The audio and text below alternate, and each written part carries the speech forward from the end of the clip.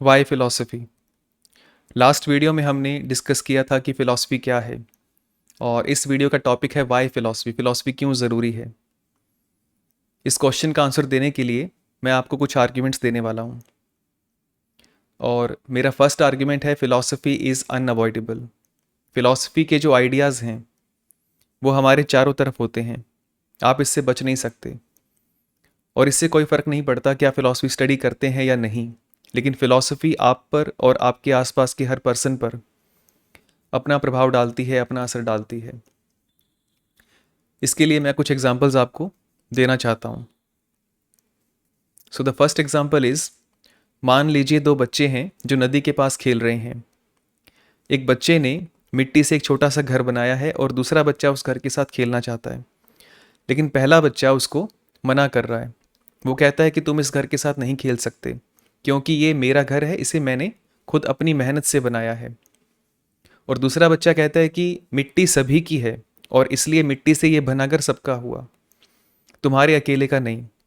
मुझे खेलने दो, नहीं तो मैं तुम्हारा ये घर तोड़ दूंगा। तो पहला बच्चा कहता है कि अगर तुमने ऐसा किया तो मैं टीचर को बोल दूंगा। इस पर दूसरा बच्चा कहता है कि ये कोई स्कूल नहीं है और यहाँ मेरा जो मन करेगा वो मैं करूँगा। अभी सुनने में बहुत ही सिंपल सी बात लगती है, लेकिन इसमें दो बहुत ही प्रोमिनेंट फिलोसोफर्स इन्वॉल्व हैं। जो पहला बच्चा है वो जॉन लॉक की थ्योरी ऑफ प्रॉपर्टी को फॉलो कर रहा है। जॉन लॉक के अकॉर्डिंग मिट्टी सभी की है जब तक वो नेचुरल स्टेट में अवेलेबल है, लेकिन जब कोई उसमें अपनी लेबर मिक्स कर देता है, अपनी मेहनत ऐड करके उससे कुछ बना लेता है, तो वो उसकी पर्सनल प्रॉपर्टी हो जाती है। तो इस केस में वो मिट्टी का घर उस पहले बच्चे का है, क्योंकि उसने अपनी लेबर को मिट्टी के साथ मिक्स करके वो घर तैयार किया है। और जो दूसरा बच्चा है वो थॉमस हॉब्स को फॉलो करता है।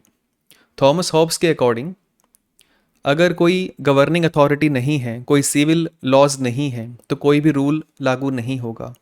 ऐसे में प्राइवेट प्रॉपर्टी का अधिकार नहीं रहेगा और कोई कुछ भी कर सकता है।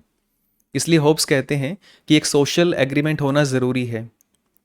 अब जो दूसरा बच्चा है वो कहता है कि ये कोई स्कूल नहीं है और इसका मतलब यहाँ पर कोई रूल्स नहीं चलेगा, वो जो चाहे वो कर सकता है। तो ऐसे दो छोटे बच्चों की फाइट में भी आपको John Locke and Thomas Hobbes की जैसे जो अच्छे फिलोसफर्स हैं, प्रोमिनेंट फिलोसफर्स हैं, उनकी थ्योरी आपको मिल जाएगी। अब दूसरा एग्जाम्पल लेते हैं। दूसरा एग्जाम्पल है कि क्या आपने कभी सोचा है कि आप अपनी लाइफ में जो भी डिसीज़न लेते हो वो सच में आपके अपने डिसीज़न हैं या सिर्फ घटनाओं का रिजल्ट है जो पास्ट में हुई हैं। अगर आपको ऐसा लगता है कि आपका कोई भी डिसीज़न फ्री नहीं है, आप जो भी करते हो, जो भी करते हो वो पास्ट का एक रिजल्ट है। आपकी जो भी चॉइसेस हैं, जो भी डिसीज़न हैं, वो पूरी तरह से प्रीवियस कॉजेज़ पर डिपेंड करती हैं। तो आप थॉमस हॉब्स एंड लेबनीज़ को फॉलो कर रहे हो। ये फिलोसफर्स मानते हैं कि जो हमारा बिहेवियर है वो हमारे पास्ट रीजंस पर डिपेंड करता है और हम कुछ भी करने के लिए फ्री नहीं हैं। Everything is a result of past events, past causes in our environment. और अगर आपको लगता है कि आपकी सभी चॉइसेस, आपके सभी डिसीजंस पूरी तरह से फ्री हैं, तो आप रेने डेकार्ट और जीन पाल सात्रे को फॉलो करते हो, क्योंकि ये दोनों ऐसे फिलोसफर्स हैं जो कहते हैं कि ह्यूमन विल जो है वो पूरी तरह से फ्री है। Human will is genuinely free. एक और एग्जांपल लेते हैं। अब जैसे मान लीजिए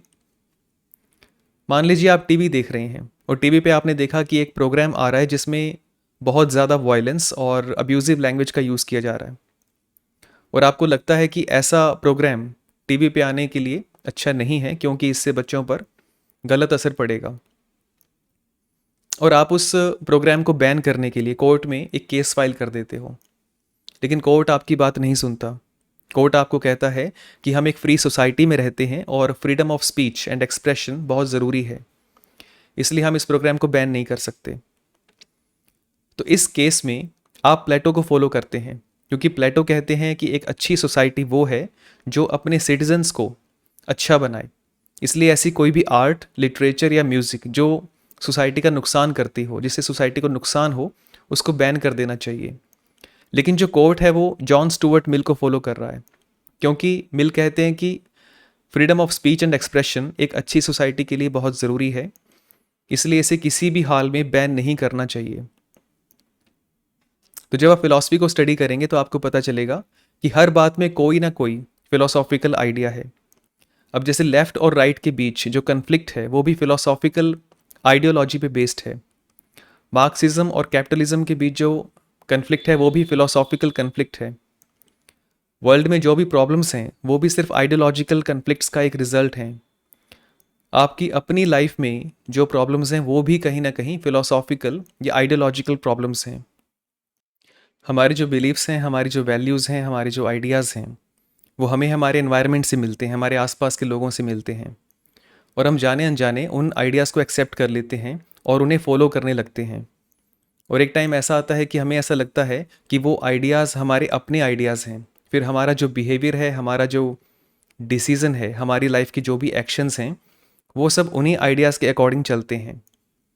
हम किसको वोट करेंगे, कौन सा सब्जेक्ट चूज़ करेंगे, कौन सी बुक रीड करेंगे, वेजिटेरियन फूड खाएंगे या फिर नॉन वेजिटेरियन फूड चूज़ करेंगे, गवर्नमेंट की कौन सी पॉलिसी को हम सपोर्ट करेंगे और कौन सी पॉलिसी को अपोज करेंगे, इवन कौन से कलर की हम शर्ट चूज़ करते हैं। हर छोटी से छोटी और बड़ी से बड़ी चीज़ उन आइडियाज से कंट्रोल होती है। और कोई भी एक्शन एग्जीक्यूट होने से पहले एक आइडिया होता है। अब जैसे इस पेन को उठाना, ये एक एक्शन है, लेकिन इस एक्शन को एग्जीक्यूट करने से पहले ये एक विचार था। पहले मैंने सोचा, फिर मैंने उसको एग्जीक्यूट किया। तो हमारा हर एक एक्शन अपने आप में एक विचार होता है। अगर हम एक्शन नहीं भी लेते, कोई डिसीजन नहीं भी लेते, तो भी फिलॉसफी हम पर असर डालती है। जैसे मान लीजिए दो पर्सन्स हैं जो सनराइज़ को देख रहे हैं। एक पर्सन है जो ये मानता है कि सन सेंटर में है और अर्थ उसके चारों ओर चक्कर लगाती है, मतलब हीलियोसेंट्रिक व्यू। और दूसरा पर्सन ये मानता है कि अर्थ सेंटर में है और सन उसके चारों ओर चक्कर लगाता है, मतलब जियोसेंट्रिक व्यू। अब दोनों एक ही लोकेशन पर हैं और एक ही सनराइज़ को देख रहे हैं। दोनों का परसेप्शन बिल्कुल सेम होगा, लेकिन एक्सपीरियंस बिल्कुल अलग होगा, क्योंकि दोनों की जो आइडियाज़ हैं, दोनों की जो विचारधारा है वो पूरी तरह से अलग है। वो दोनों भले ही एक्शन नहीं कर रहे कोई भी या डिसीजन नहीं ले रहे, फिर भी उनके एक्सपीरियंस के ऊपर, उनके परसेप्शन के ऊपर उनकी आइडियाज़ का प्रभाव पड़ता है। तो हम अपने आसपास की दुनिया को किस तरह से देखते हैं और अपने आसपास का जो एनवायरनमेंट है उसको कैसे एक्सपीरियंस करते हैं, ये सब हमारे आइडियाज़ पे डिपेंड करता है। तो ऐसे हमारे आइडियाज़, हमारे बिलीव्स हमें कंट्रोल करते हैं। और सबसे इंटरेस्टिंग बात यह है कि आइडियाज़ और बिलीव्स हमारे नहीं होते, ये कहीं ना कहीं से हमने एब्जॉर्ब किए होते हैं।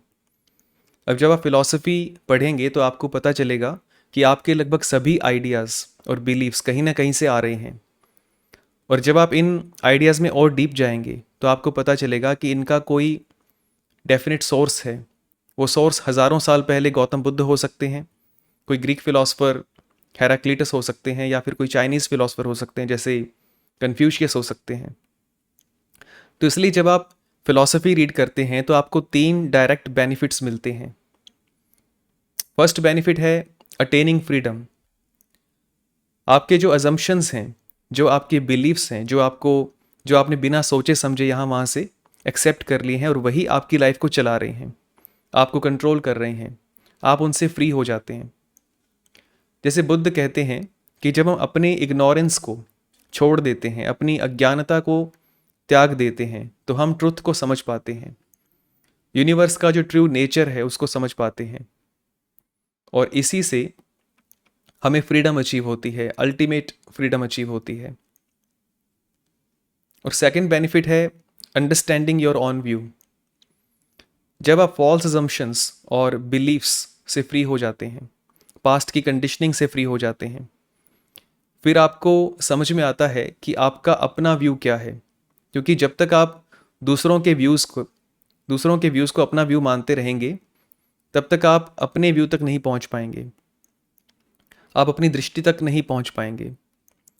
जैसे कृष्णमूर्ति कहते हैं कि एक कंडीशन्ड माइंड एक टेप रिकॉर्डर की तरह होता है, जो बस दूसरों की बातों को रिकॉर्ड करके सुनता रहता है और सुनाता रहता है।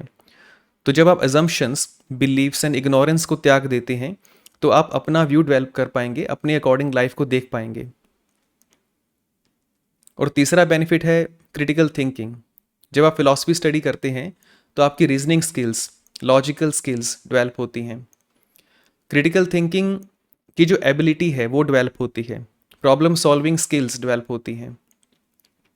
और ये जो रीजनिंग स्किल्स हैं ये आप किसी भी फील्ड में यूज़ कर सकते हैं।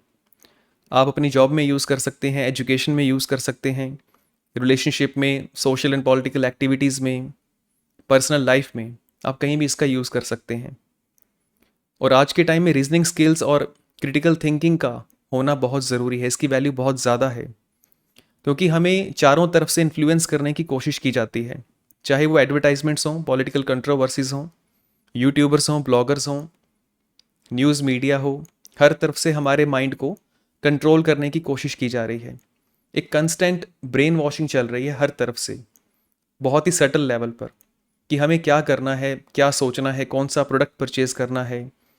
इस डिजिटल एरा में हमारा हर एक थॉट और हर एक एक्शन कंट्रोल करने की कोशिश होती है। तो ऐसे में बहुत ज़्यादा ज़रूरी है कि हमारी रीजनिंग स्किल्स बहुत ही शार्प होनी चाहिए, जिससे हम इस ब्रेन वॉशिंग से बच सकें और जो फैक्ट्स हैं उनको समझ सकें। तो ये सभी बेनिफिट्स आपको बेसिक लेवल पे या इंटरमीडिएट लेवल तक मिल जाते हैं। और जब आप थोड़ा एडवांस लेवल पे जाते हैं, एडवांस लेवल फिलॉसफी में जाते हैं, तो आपको समझ में आएगा कि फिलॉसफी की इंटरडिसिप्लिनरी कनेक्टिविटी कितनी ज़्यादा स्ट्रॉन्ग है। फिलॉसफी का यूज़ साइकोलॉजी में, न्यूरोसाइंस में, sociology, journalism, communication, politics, history, religion, computer science, mathematics, legal profession, policy making, interfaith dialogue, environment, और हर जगह पर इसका आपको यूज़ देखने को मिलेगा। ऐसा कोई फील्ड आपको नहीं मिलेगा जिससे फिलॉसफी कनेक्टेड ना हो। लेकिन इस स्ट्रेंथ को प्रॉपर समझने के लिए आपको फिलॉसफी के एडवांस लेवल पर जाना होगा। और वीडियो के लास्ट में 2 पॉइंट्स आपसे मैं और डिस्कस करना चाहता हूँ, वो है अनसर्टनिटी और प्रैक्टिकलिटी। फिलॉसफी के बारे में कहा जाता है कि फिलॉसफी अनसर्टन सब्जेक्ट है। इसमें ऐसे क्वेश्चंस पर फोकस किया जाता है जिनका कोई डेफिनेट आंसर नहीं हो सकता, सर्टन आंसर नहीं हो सकता। अब ये जो ब्लेम है ये काफ़ी हद तक सही भी है। कोई भी सब्जेक्ट जब तक बहुत ज़्यादा कंफ्यूजिंग रहता है, बहुत ज़्यादा एब्स्ट्रैक्ट रहता है, उसको स्टडी करने के लिए जब तक कोई प्रॉपर मेथड डेवलप नहीं हो जाता, जब तक उस सब्जेक्ट में एक सर्टेन डिग्री तक श्योरिटी नहीं आ जाती, जब तब तक वो सब्जेक्ट जो है फिलॉसफी में स्टडी किया जाता है। और जैसे एक सर्टनिटी आ जाती है, वो सब्जेक्ट फिलॉसफी से बाहर हो जाता है और एक सेपरेट साइंस बन जाता है। अब जैसे मॉडर्न वर्ल्ड की बात करते हैं, तो 17th सेंचुरी में फिलॉसफी ने नेचुरल साइंस को जन्म दिया, 18th सेंचुरी में साइकोलॉजी को जन्म दिया, 19th सेंचुरी में सोशियोलॉजी एंड लिंग्विस्टिक्स को जन्म दिया, और 20th सेंचुरी में कॉग्निटिव साइंस को जन्म दिया। तो शुरू से ही ऐसा चलता आ रहा है, जब तक किसी सब्जेक्ट को डिफाइनाइट वैल्यू या डिफाइनाइट नॉलेज उसकी नहीं होती है, तब तक वो फिलॉसफी का पार्ट रहता है। और जब एक डिफाइनाइट नॉलेज उसमें आने लग जाती है, तब वो फिलॉसफी से अलग हो जाता है और एक अलग सब्जेक्ट के रूप में बन जाता है। और इस तरह के आपको बहुत सारे एग्जाम्पल मिल जाएंगे। और इसी वजह से फिलॉसफी को मदर ऑफ ऑल डिसिप्लिन्स कहा जाता है। और मुझे ऐसा लगता है कि अनसर्टनिटी कोई ब्लेम करने की चीज़ नहीं है, क्योंकि अनसर्टनिटी बहुत ज़रूरी है। हम हर बात को बिना सोचे समझे मान लेते हैं और धीरे धीरे हमारी जो सोच है वो रिजिड और डॉगमेटिक हो जाती है।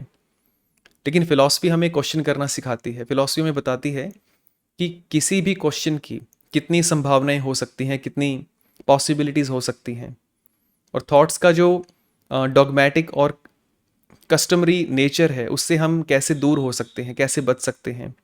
और लर्निंग और क्रिएटिविटी के लिए ये चीज़ें बहुत ज़्यादा ज़रूरी हैं। अब दूसरा ब्लेम है प्रैक्टिकलिटी का। काफ़ी लोग फ़िलॉसफी को ब्लेम करते हैं कि फ़िलॉसफी से कोई डायरेक्ट बेनिफिट नहीं मिलता, ये प्रैक्टिकल सब्जेक्ट नहीं है। अब जैसे फ़िज़िक्स और फ़िलॉसफी को अगर हम कंपेयर करते हैं, तो फ़िज़िक्स का बेनिफिट उन्हें भी मिलता है जो फ़िज़िक्स नहीं जानते, जिन्होंने फ़िज़िक्स को स्टडी नहीं किया। अब जैसे किसी पर्सन ने ये लैपटॉप तैयार किया, अब मुझे फ़िज़िक्स की नॉलेज नहीं है, लेकिन फिर भी मैं इसको यूज़ कर पा रहा हूँ, तो मुझे इसका डायरेक्ट बेनिफिट मिल रहा है। लेकिन ये बात हम फ़िलॉसफी के लिए नहीं कह सकते। जो फ़िलॉसफी को स्टडी करते हैं उन्हें फ़िलॉसफी का डायरेक्ट बेनिफिट मिलता है, लेकिन जो स्टडी नहीं करते हैं उन्हें इसका कोई डायरेक्ट बेनिफिट नहीं मिलता है। लेकिन ये बात ज़रूर है कि फ़िलॉसफी का एक इनडायरेक्ट बेनिफिट उन्हें मिलता है, और वो ज़रूर मिलता है। तो इसलिए प्रैक्टिकलिटी का ये जो ब्लेम है ये काफ़ी हद तक सही मानता हूँ मैं।